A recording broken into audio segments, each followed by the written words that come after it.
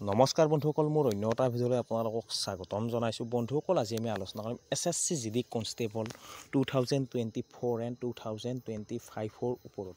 আজি আমি আলোচনা কৰিম ফাইনেল কাট অফৰ ওপৰত। যদি আপোনালোকে এইখিনি মাৰ্কৰ ভিতৰত নম্বৰ পাবলৈ সক্ষম হয়, তেতিয়া হয়তো আপোনালোকে চাকৰিটো পাবলৈ সক্ষম হ'ব। এইবাৰ বহুত বেছি কাট অফ নাযায়। কিমান কাট অফ যাব মই আপোনালোকক জনাম। কাট অফৰ দুটা কণ্ডিশ্যন থাকিব, দুটা কণ্ডিশ্যনে মই জনাম। মই এই কাট অফটো বহুত এনালাইচিছ কৰিহে আপোনালোকক জনাবলৈ ওলাইছোঁ। এইটো 100% কাট অফ নহয়, এইটো এক্সপেক্টেড কৰিহে আপোনালোকক জনাবলৈ ওলাইছোঁ। আপোনালোকে এইটো 100% বুলি নাভাবিব। হয়তো এই ভিডিঅ'টো দিয়াৰ পিছত মোক বহুতে গালি পাৰিব পাৰে, যিহেতু প্ৰায় সংখ্যক ল'ৰা ছোৱালী এক্সপেক্টেড কাট অফ সুধি আছিল। মই তাৰ ওপৰত ভিত্তি কৰি এনালাইচিছ কৰি এটা এক্সপেক্টেড কাট অফ জনাইছোঁ। যদি আপোনালোকে এইটো কেটেগৰীৰ হয়, তেতিয়াহ'লে আপোনালোকৰ বাবে বহুত কম কাট অফ যাব। কি কেটেগৰী মই গোটেইখিনিয়ে জনাইছোঁ, কি কেটেগৰীৰ বেছিকৈ যাব।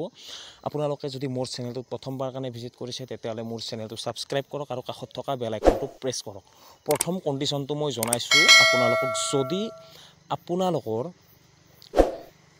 এইবাৰ এক্সামত বাহিৰা ৰাজ্যৰ ল'ৰা ছোৱালী বহুত বেছি পৰিমাণে আছে, তেতিয়াহ'লে কাট অফ কিন্তু 90ৰ পৰা 100ৰ ভিতৰত থাকিব।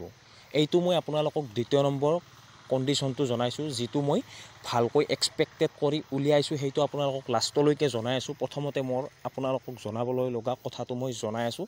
যদি বাহিৰৰ ল'ৰা বেছিকৈ থাকে, তেতিয়াহ'লে আপোনালোকৰ কাট অফ 90ৰ পৰা 100ৰ ভিতৰত প্ৰতিটো কাষ্টৰে যোৱাৰ সম্ভাৱনা আছে, যিহেতু অসমৰ কাট অফ বছৰে বছৰে বৃদ্ধি হৈয়ে আছে। আৰু যিহেতু এইবাৰ দেখা গৈছে যে প্ৰথমৰ পৰাই ল'ৰা ছোৱালীসকলে সতৰ্কিত হৈছে আৰু তেওঁলোকক ধৰিছে আৰু পুলিচক গতাই দিছে। আপোনালোকে এইটো ভালদৰে অৱগত। এতিয়া মই আপোনালোকক জনাবলৈ ওলাইছোঁ যে আপোনালোকৰ এক্সপেক্টেড কাট অফ এইবাৰ কিমান থাকিব পাৰে। আপোনালোকৰ এইখিনিৰ আশে পাশে থাকিলে আপোনালোকৰ বাবে বহুত ভাল হ'ব। যদি আপোনালোক EWS হয়, তেতিয়াহ'লে আপোনালোকৰ 65ৰ পৰা 70ৰ ভিতৰত এইবাৰ কাট অফটো থকাৰ সম্ভাৱনা আছে। আৰু যদি UR হয়, 75ৰ পৰা 85ৰ ভিতৰত থকাৰ সম্ভাৱনা আছে। যদি OBC হয়, 78ৰ পৰা 83, আৰু SC হ'লে 70ৰ পৰা 77, আৰু ST হ'লে 71ৰ পৰা 75ৰ ভিতৰত থকাৰ সম্ভাৱনা আছে। মই যোৱাবাৰৰ কাট অফটো চাই এনালাইচিছ কৰিয়ে মই জনাইছোঁ। বহুত বেছিও কাট অফ মই আপোনালোকক বেছিকৈ কোৱা নাই, কাৰণ অলৰেডি এইখিনি কাট অফে বহুত বেছি হয় অসমৰ কাৰণে।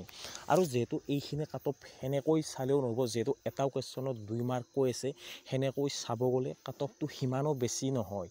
যিহেতু এটা কুৱেশ্যনত 2 মাৰ্ক আছে, যিহেতু আগতে কুৱেশ্যন পেপাৰ আছিল 100 নম্বৰৰ, আৰু এতিয়া আপোনালোকে গমে পায় কুৱেশ্যন পেপাৰ বেছি নম্বৰৰ হৈ গৈছে। মই আপোনালোকক যোৱাবাৰতকৈ বহুত বেছি কাট অফ বেছিকৈ কোৱা নাই, মই এইটো এনালাইচিছ কৰিহে জনাইছোঁ। যিহেতু এইবাৰ বাহিৰৰ ল'ৰা বহুত বেছি পৰিমাণে ধৰিছে এই অসমত, সেই হিচাপত কাট অফটো কম যাব আৰু এইখিনি কাট অফৰ আশে পাশে যোৱাৰে সম্ভাৱনা আছে। এইটো 100% কাট অফ নহয়, এইটো এক্সপেক্টেড কৰি মই আপোনালোকক জনাইছোঁ। এইটো আপোনালোকে ভাবি নল'ব যে এইটো কাট অফে যাব। এইটো কাট অফ মই এক্সপেক্টেড কৰিছোঁ, এনালাইচিছ কৰি এক্সপেক্টেড জনাইছোঁ যে এইটোও যাব পাৰে, ইয়াৰ ভিতৰতো যাব পাৰে, বা ইয়াৰ আশে পাশেও যাব পাৰে, বা ইয়াতকৈ কমো যাব পাৰে। কিন্তু আপোনালোকৰ কাট অফটো অকণমান বেছি যোৱাৰ সম্ভাৱনা এই কাৰণেই আছে, যিহেতু এইবাৰ অসমৰ ল'ৰা ছোৱালীও ভালদৰে প্ৰিপাৰেশ্যন অসমৰ ল'ৰা ছোৱালীও চলাইছে। আৰু যিহেতু এইবাৰ কুৱেশ্যনসমূহ সিমান টাফ হোৱা নাই, যে 2022-23 বৰ্ষত যিমান কাট অফটো বা কুৱেশ্যনসমূহ অকণমান হাৰ্ড আছিল, এইবাৰ সিমান হাৰ্ড হোৱা দেখা যোৱা নাই। যোনসকল ল'ৰা ছোৱালীয়ে এক্সাম দিছে, তেওঁলোকে ভালদৰে গম পাইছে সিমান হাৰ্ড হোৱা নাই এইবাৰ এক্সামৰ কুৱেশ্যন। অকণমান এক্সামৰ কুৱেশ্যন এইবাৰ সহজ যোৱা দেখা গৈছে।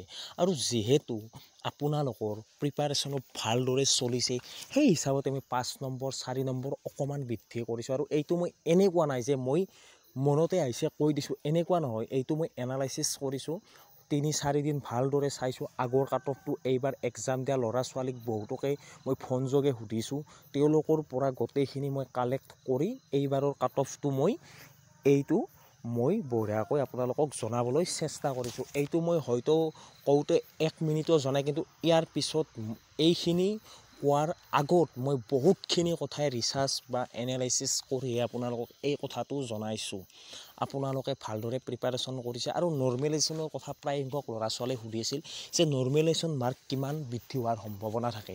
যিহেতু এটা কুৱেশ্যনত 2 মাৰ্ক কুৱেশ্যন, নৰ্মেলাইজেশ্যন মাৰ্ক 10ৰ পৰা 20ৰ ভিতৰত বৃদ্ধি হ'বই। আপোনালোকে টেনশ্যন কৰিব নালাগে। যদি আপোনালোকে ভালদৰে বেছিকৈ কুৱেশ্যন লাৰিছে তেতিয়াহ'লে আপোনালোকে বেছিকৈ নৰ্মেলাইজেশ্যন মাৰ্ক পাবলৈ সক্ষম হ'বই। আৰু মই দ্বিতীয় কণ্ডিশ্যনটো কৈছে, যদি বাহিৰৰ ল'ৰা ছোৱালী বহুত সংখ্যক বেছি আছে তেতিয়াহ'লে 90ৰ পৰা আপোনালোকৰ 100ৰ ভিতৰত কাট অফ প্ৰতিটো কাষ্টৰে থকাৰো সম্ভাৱনা আছে। EWSৰ বাহিৰে বাকী যিমান কেটেগৰী আছে গোটেইখিনি কেটেগৰীৰে কিন্তু বহুত বেছি কাট অফ যোৱাৰ সম্ভাৱনা আছে যদি বাহিৰৰ ল'ৰা ছোৱালী থাকে। কিন্তু এইবাৰ বাহিৰৰ ল'ৰা ছোৱালী অসমত নাই বুলিয়ে ক'ব লাগে। আছে, সিমান বেছি নাই, অকণমান আছে। সেই হিচাপত কাট অফটো বহুত বেছি নাযায়। আপোনালোকৰ বাবে কাট অফ এইবাৰ হয়তো কম যোৱাৰো সম্ভাৱনা আছে। আজিৰ ভিডিঅ'টোত এইখিনিয়ে মই আপোনালোকক এটা এক্সপেক্টেড কাট অফ জনাবলৈ চেষ্টা কৰিলোঁ। যদি ভালদৰে কিবা জানিবলগীয়া থাকে কাট অফ কিমানৰ কি কথা তলত কমেণ্ট কৰক, মই আপোনালোকক লগে লগে কমেণ্টৰ ৰিপ্লাই দিবলৈ চেষ্টা কৰিম। আজিৰ ভিডিঅ'টোত এইখিনি আপোনালোকক সৰু ইনফৰ্মেশ্যন এটা দিবলৈ আছিল। আজিলৈ আহিছোঁ। জয় হিন্দ, জয় ভাৰত।